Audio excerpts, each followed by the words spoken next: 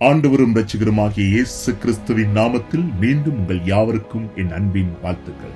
நாங்கள் இந்த கடந்த நாட்களெல்லாம் காயினை குறித்தும் அவன் செய்த பிழையின் நிமித்தம் ஏற்பட்ட விளைவுகளை குறித்தும் நாம் தொடர்ந்து ஆதியாகமம் 4வது அதிகாரத்திலே பார்த்து கொண்டு வந்து கொண்டிருக்கின்றோம். இந்த நாளிலும் கூட ஆதியாகமம் 4வது அதிகாரத்திலே 26வது வசனத்தை நாங்கள் பார்க்கலாம்.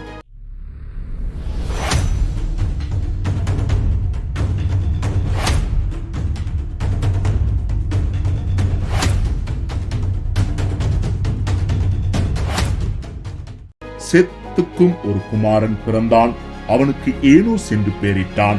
அப்பொழுது மனுஷர் கர்த்தருடைய நாமத்தை தொழுது கொள்ள ஆரம்பித்தார்கள்.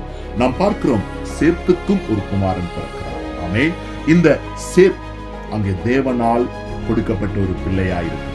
இந்த சேத்தின் பரம்பரை ஆவிக்குரிய பரம்பரைக்கு அங்கே சம்பந்தப்படுத்தப்படுகிறார்.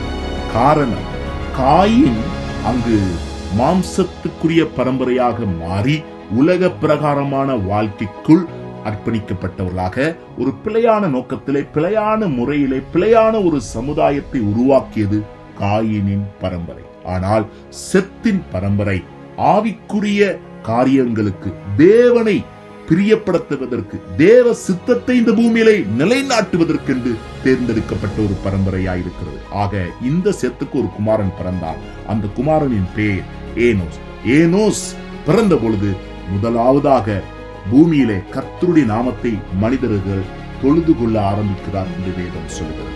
ஆம், தேவ சித்தத்தை செய்ய, தேவனை தொழுது கொள்ளுகிற, தேவனை பிரியப்படுத்துகிற ஒரு ஆவிக்குரிய பரம்பரையை தேவன் இந்த பூமியிலே ஏற்படுத்தினார்.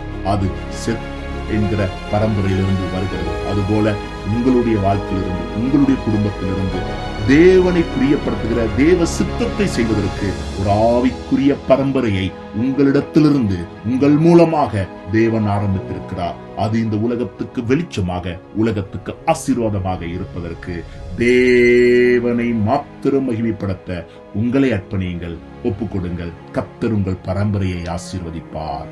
ஆமென், ஆமென்.